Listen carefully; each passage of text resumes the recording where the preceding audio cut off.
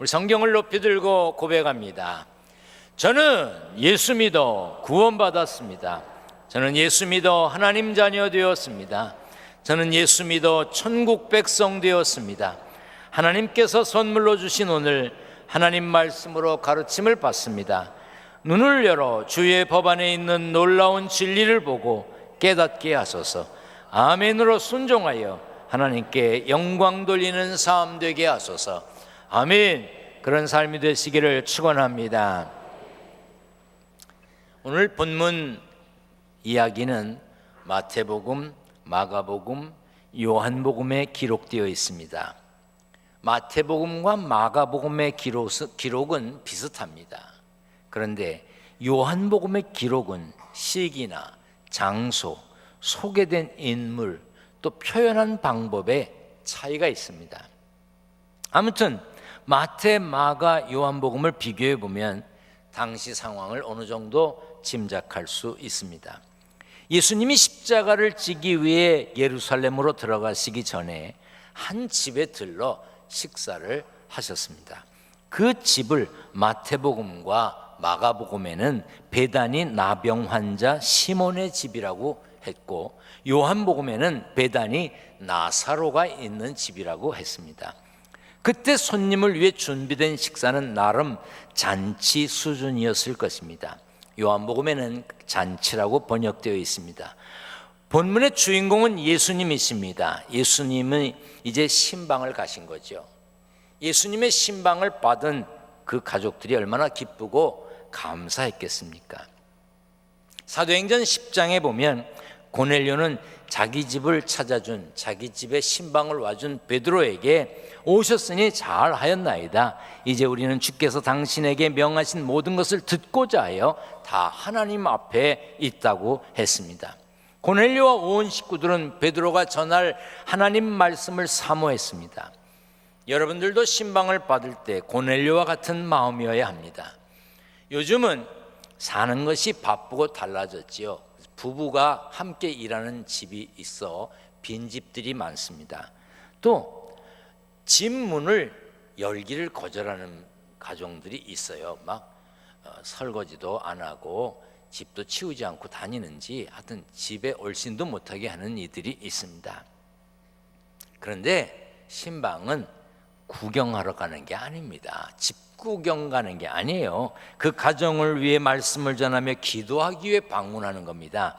그러니 좀 안 치웠더라도, 좀 부족하더라도 감사하는 마음, 기대하는 마음, 사모하는 마음으로 받으면, 신방 받으면 복이 되는 것입니다.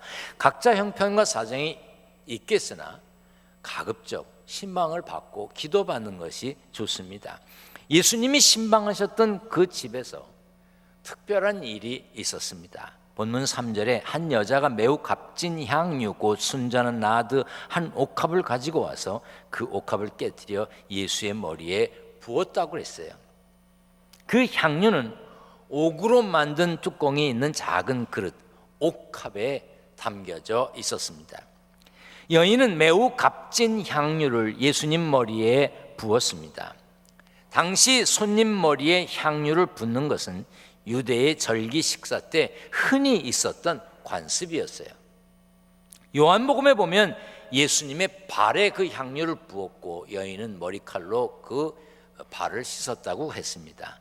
그 향은 집에 가득할 만큼 진한 냄새가 났습니다. 그런데 사람들 중에는 화를 내는 사람들이 있었어요. 어찌하여 이 향유를 허비하는가? 이 향유를 300데나리온 이상에 팔아 가난한 자들에게 줄 수 있었겠도다. 쉬운 성경에는 몇몇 사람이 화를 냈다고 번역했고, 메시지 성경에는 몇몇 손님들이 발끈했다고 그랬어요. 그 여인을 향한 책망의 소리였습니다. 요한복음에 보면 계산은 정확했으나 공금을 횡령했던 가롯 유다가 그렇게 말했다고 구체적으로 기록하고 있습니다. 1데나리온은 당시의 노동자 하루의 품삯이었고 군인들의 하루 일당이었습니다.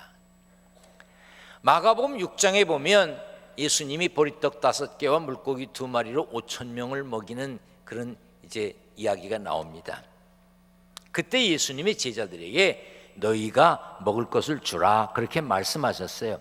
그래서 제자들이 우리가 가서 200데나리온의 떡을 사다 먹이리까 선생님, 이 많은 사람들 어떻게 먹여요? 그리고 이 많은 사람 위해서 살려면 200데나리온은 있어야 되겠습니다. 그렇게 얘기했어요.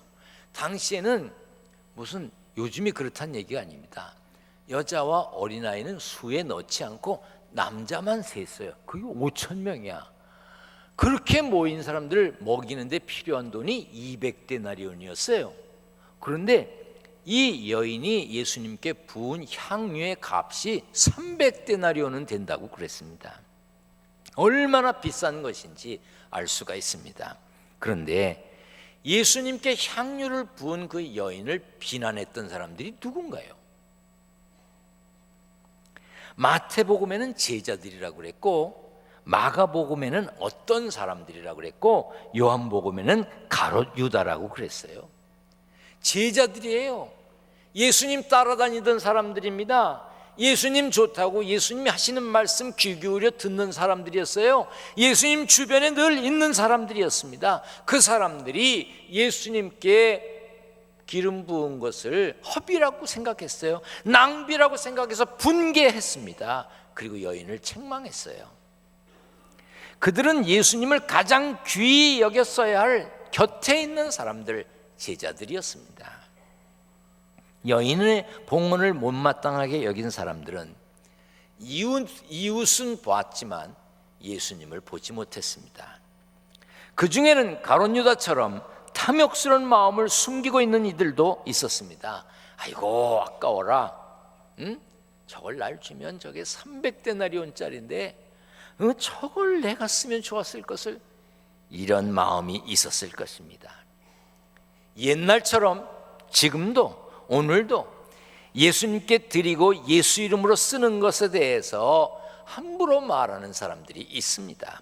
교회가 하는 일에 대해서, 성도들이 섬기고 봉사하는 일에 대해서 세상 잣대로 갖다 대고 재고, 교회가 이러면 안 되지, 이렇게 악평을 하는 사람들이 있습니다.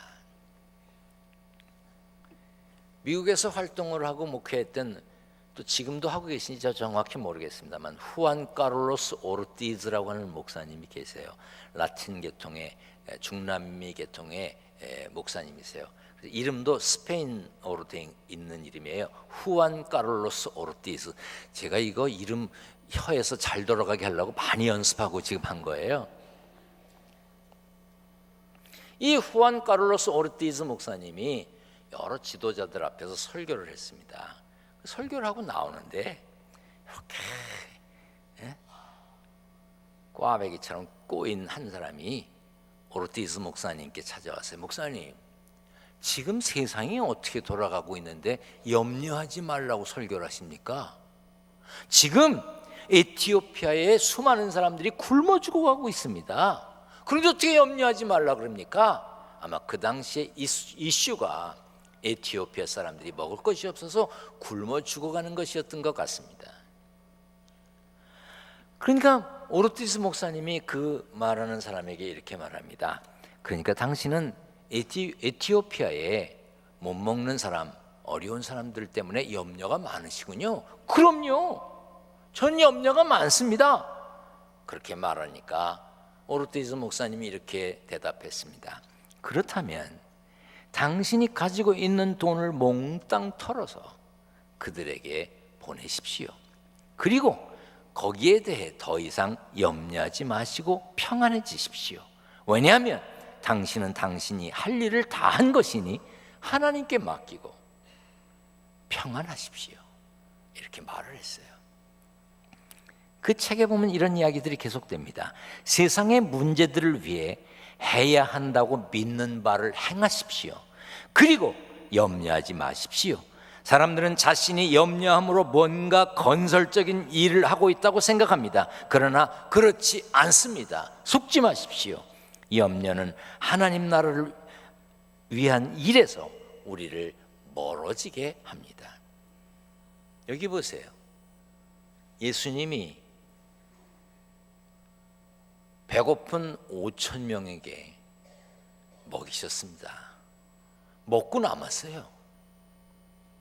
그러면 그 당시 유대 팔레스타인 지역, 저 북부 아프리카, 서부 아프리카, 유럽의 동편까지 그 주변 일대에 밥 먹는 사람이 없었을까요?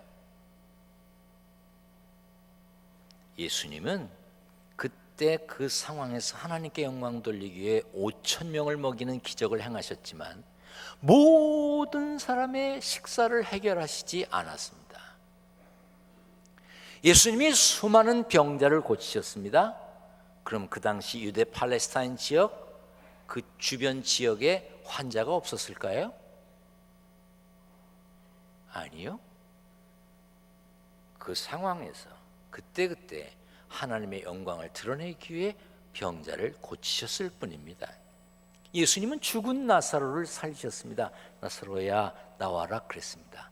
그럼 예수님이 그 당시에 무덤마다 다니시면서 일어나 나와 그러셨어요? 아니에요. 나사로 그 후에 또 죽었어요. 모든 사람을 살리지 않으셨습니다. 기둥교회는 최선을 다해 선교하고 돕고 지원합니다. 더 하고 싶습니다. 더 할 것입니다. 여러분들이 많이 벌고 잘 벌어서 많이 드리면 더 할 수 있습니다. 많이 버시길 바랍니다. 무슨 아멘이 그렇게 맥빠져. 뭐 하려면 아멘이 들어가고 눈길을 내게서 돌려. 여러분이 많이 하시길 바랍니다. 아멘. 기둥교회는 많이 하는 교회가 되고 싶습니다. 될 것입니다. 여러분들이 잘하면 됩니다. 그런데 그렇더라도 기둥교회가 부천을 책임질 수는 없습니다. 기둥교회가 한국을 짊어지고 갈 수도 없고요. 기둥교회가 아프리카의 탄자니아에 홍양림 선교사를 보내고 모잠비크에 김광희 선교사님을 보내고 이렇게 돕고 모잠비크에 교회를 짓고 일본에 조영철 선교사가 가 있고 수많은 선교사를 돕고 있지만 아프리카 전체를 책임질 수 없습니다. 지난 4월 달에 세계 각곳에 흩어져 있는 선교사님들이 회의 때문에 모였습니다. 제가 거기에 가서 아프리카에서 오신 선교사님들만 우리 교회를 오시라 그랬습니다. 그래서 식사를 맛있게 대접하고 여비도 드렸습니다. 그랬더니 다른 지역의 선교사님이 저한테 그러는 거예요. 왜 우린 빼냐고. 아니 여러분, 기둥교회가 대한민국에서 파송한 모든 선교사를 어떻게 짊어집니까? 다만 우리는 남들이 잘 안 하고 남들이 잘 안 가는 먼 데 있는 선교사님들을 대접했을 뿐입니다. 저는 안 해준다, 섭섭한다, 왜 우리는 안 해주느냐 하는 이런 비난으로부터 자유롭습니다. 저는 그분들이 서운해해도 그냥 편안합니다. 예전에 15, 16년 전쯤 되는 것 같습니다. 그때 우리 교회가 비전 성전을 건축하고 있었습니다. 멀쩡한 분이 제 방에 찾아오셨습니다. 싱글벙글 들어오셔서 저는 뭐 좋은 일이 있는 줄 알고 아주 반갑게 맞았습니다. 근데 그분이 앉자마자 설명을 하는 겁니다. 자기가 지금 이런 일을 하고 있고 뭘 하려고 하는데 자금이 딸린다는 거야. 이것만 되면 대박이 난다는 거야. 비전 성전 같은 건 10개, 100개도 짓는다는 거야. 그러니까 건축을 중단하고 자기를 도와달래요. 진짜로 이런 일이 있었어요. 내가 하도 어이가 없어서 교회는 성도들의 사업 자금을 대는 데가 아닙니다. 또 그런 돈이 있지도 않습니다. 조금 생기면 짓고 조금 생기면 짓고 그러는 데지 우리 교회 무슨 벼락부자가 있어요? 여러분들 솔직히 양심껏 얼마나 냈어요? 조금씩 내서 모아서 한 거지요. 갔어요 거의.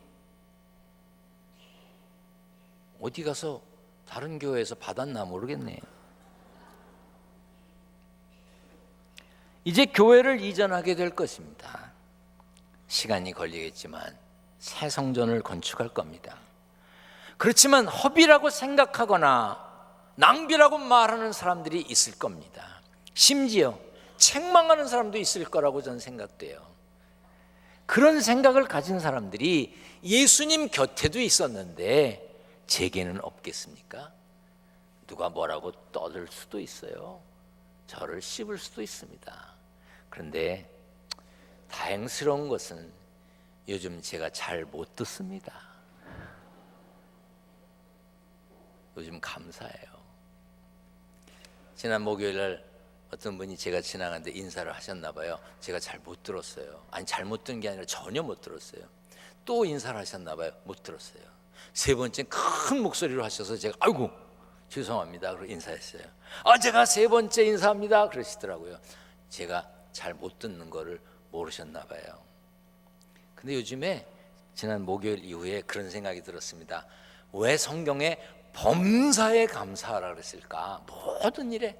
요즘은 안 들리는 것도 감사해. 예수님은 기름 부은 여인에 대해 이렇게 말씀하셨습니다. 가만두라, 그가 내게 좋은 일을 하였느니라. 예수님은 향유 부은 여인의 헌신을 칭찬하셨습니다. 그것은 자신을 구세주로 알고 다가올 죽음을 미리 준비하려는 목적임을 아셨기 때문입니다. 그래서 그 비싼 향유는 값있게 쓰여졌다고 하셨습니다. 보람된 의미 없이 지나가 버린 시간, 보람된 의미 없이 써버린 돈, 보람된 의미 없이 집중된 지식, 보람된 의미 없이 발휘한 권력, 낭비입니다. 허비입니다. 그러나 값있게 쓴 시간, 값있게 쓴 재물, 값있게 쓴 재능은 낭비가 아닙니다. 유한한 생명을 가진 사람에게 언제나 헌신할 기회가 보장된 것은 아닙니다. 한 살이라도 젊었을 때 헌신하세요. 드릴 거 있을 때 드리시고 조금이라도 움직일 수 있을 때 봉사하세요. 나눌 것 있을 때 나누세요. 건강 잃고 가진 것 없게 되면 후회하고 탄식하게 됩니다. 본문 7절에 가난한 자들은 항상 너희와 함께 있으니 아무 때라도 원하는 대로 도울 수 있거니와 나는 너희와 항상 함께 있지 아니하리라. 하나님께서, 예수님께서 가난한 자를 돕지 말라는 얘기가 아니에요. 그들에게는 또 다른 기회가 있지만 이제 죽음을 앞둔 내게 할 수 있는 기회는 없다는 거예요. 예수님께 향유를 부은 여인은 드릴 수 있는 기회를 놓치지 않은 겁니다. 봉사할 기회, 헌신할 기회, 성전 건축할 기회, 헌금할 기회, 기회를 갖는 것 자체가 복입니다. 창세기에 보면 하나님께서 세상을 물로 심판하시기 전에 노아에게 방주를 지으라고 합니다. 어마어마한 배를 지으라고 명령합니다. 그런데 노아는 하나님께서 명령하신 대로 다 준행했습니다. 성경에 이렇게 강조해서 하나님의 명령대로 다 준행했다는 이야기는 준행하기 쉽지 않은 일이었음을 짐작할 수 있습니다. 120년 동안이나 방주를 지었습니다. 얼마나 어려웠겠습니까? 얼마나 조롱했겠어요. 아이고, 아니 왜죠? 뭐로 그렇게 크게 줘 배를? 비가 와? 왜죠? 아마 많은 이야기를 들었을 겁니다. 그래도 노아는 하나님의 명령을 다 준행했습니다. 여러분도 지금 주님의 몸된 제단에 값비싼 향유를 뿌리고 있습니다. 몸과 마음과 정성을 다해 시간, 재능, 물질을 들이며 예배합니다. 비록 그것이 적은 것이라 할지라도 우리가 가진 향유입니다. 그것은 예수님을 모르는 이들에게, 십자가를 조롱하는 이들에게는 허비요 낭비로 보일 것입니다. 하지만 이상하게 여길 필요 없습니다. 헌신의 선행에는 비난이 따릅니다. 예수님을 위한 것에도 비난이 있었는데 우리가 하는 일에도 오해가 있고 반대, 다른 의견이 있습니다. 있을 겁니다. 그러므로 하나님의 일을 한다고 해서 좋은 말만 들을 거라고 기대하면 안 됩니다. 천국에서 해같이 빛나면 되는 거 아닙니까? 주님이 기억하시면 되는 거 아니에요? 그런데요, 사람들이 기억해 주지 못하면 서운해요. 값이 비싸지는 않은 수첩이에요. 매년 9월부터 2년 반을 쓸 수 있는 수첩입니다. 만들기는 중국에서 만든 거예요. 팔기는 미국에서 팔지만, 그래서 미국에 있는 동생이 매년 50권, 100권씩 이렇게 보내줍니다. 앞에다가 교회 스티커를 붙이고 교회 수첩처럼 만들어서 교역자들과 장로님들께 나눠드립니다. 그리고 남은 것은 이런 것을 쓰실 만한 목사님들께 제가 우편으로 보내드렸어요. 9월이 되기 전에. 그리고 어떤 목사님을 만났습니다. 1시간 이상 같이 있었는데 수첩 받았다는 소리를 안 하는 거예요. 그냥 아무 말 안 하고 올래다가 난 또 성질에 그걸 못 참으니까 수첩 받았어? 그랬더니 받았다는 거야. 고맙대. 보아하니 별로 고마운 느낌이 안 들었어요. 그래서 집에 와서 이름에 X표를 했습니다. 내년엔 안 보내주려고. 사람은요, 조그만 어떤 일을 해도요, 알아줘야 좋아해요. 그런데 알아줍니까? 알아주지 않습니다. 교회 일하는 거 알아줍니까? 알아주지 않습니다. 여러분, 찬양하는 대로 주님이 기억하시면 좋게야 합니다. 천국에서 해같이 빛날 거잖아요. 우리 함께 찬양해 봅니다. 주님이 기억하시면 좋하리. 예수님 사랑으로 가득한 모습, 천사도 흠모하는 아름다운 그 모습, 천국에서 해같이 빛나리. 찬양한 대로 믿고 사시기를 축원합니다. 8절에 보면 그는 힘을 다하여 내 몸에 향유를 부어 내 장례를 미리 준비하였다고 그랬습니다. 여인은 힘을 다했습니다. 우리도 우리의 힘을 다하면 됩니다. 뭐 다른 사람과 비교할 거 뭐 있겠어요. 예수님은 우리가 힘을 다했는지를 보시는 거예요. 9절에 온 천하에 어디서든지 복음이 전파되는 곳에는 이 여자가 행한 일도 말하여 그를 기억하리라 그랬어요. 우리도 기억나는 삶, 기념되는 삶을 꿈꿔야 합니다. 성경에 보면 작은 동전 2개를 드린 여인도 기억되었습니다. 지극히 적은 소자에게 대접하는 냉수 한 그릇도 헛되지 않다고 그랬습니다. 바울을 도운 자주장사 로디아의 봉사도 기억되었습니다. 여러분, 기억되고 기념이 되는 삶의 주인공이 되시기를 축원합니다. 기억되고 기념이 된다는 게 얼마나 좋은 일입니까? 가정에서, 교회에서, 일터에서 주님의 뜻대로 살려고 애쓰고 기억되는 삶, 기념이 되는 삶, 얼마나 좋습니까? 제가 다녔던 대학의 총장님이, 대학원 다녔던 그 총장님이 전화를 했어요. 근데 전 그분 모르거든요. 제가 무슨 대학교 총장입니다. 그래서 예, 어쩐 일이십니까? 반갑습니다. 그래서 저 잘 모르시지 않나요? 예, 잘 모릅니다. 그런데 그냥 제가 동문이시라서 전화 드렸습니다. 그래요? 그래서 그러시냐고. 무슨 일이신가요? 그랬더니 학교에서 요즘 이런 걸 하는데 100만 원만 보내달래요. 순간적으로 이분이 진짠가? 그런 생각이 들었어요. 그래서 네, 그런데 예, 보내주는 줄 알고 감사합니다. 며칠 후에 편지를 보내겠습니다. 근데 정말 편지가 왔어요. 이렇게 100만 원을 보내주시고 약속해 주셔서 감사합니다. 구자는 학교 구자로 보내달라고 하더라고요. 그러면서 기념판에다가, 동판에다 제 이름을 쓴대요. 그러니까 이름이 정확한지 확인해 달래, 틀리면 연락해 달래. 그리고 고신일 이렇게 써서 왔더라고요. 동판에 써준대. 그래서 돈을 보냈습니다. 어떤 분이 보고 저한테 연락이 왔어요. 동판에 제 이름이 있대요. 아직 못 가봤습니다. 제가 공부했던 미국의 대학에 닥터 스월이라고 박사 벽이 있대요. 제가 다닐 때는 없었어요. 그게 뭐냐면 그 학교 출신, 그 학교에서 학위 받은 사람들의 이름이 거기에 있다는 거예요. 제 이름이 거기 있대요. 아직 못 가봤어요. 그런데 제 이름이 있다니까 더 애정이 가는 거예요. 여러분, 기념이 되는 거, 기억해 주는 거, 이거 얼마나 귀한 것입니까? 가정에서, 교회에서, 일터에서 주님 뜻대로 살고 기억되는 삶, 기념이 되는 삶이 되려면 옥합이 깨져야 됩니다. 무언가 꺼내는 게 있어야 돼요. 우리 주변에는 가룟 유다처럼 말하며 방해하는 사람들이 있습니다. 헌신할 기회를 가로막는 사람들이 있습니다.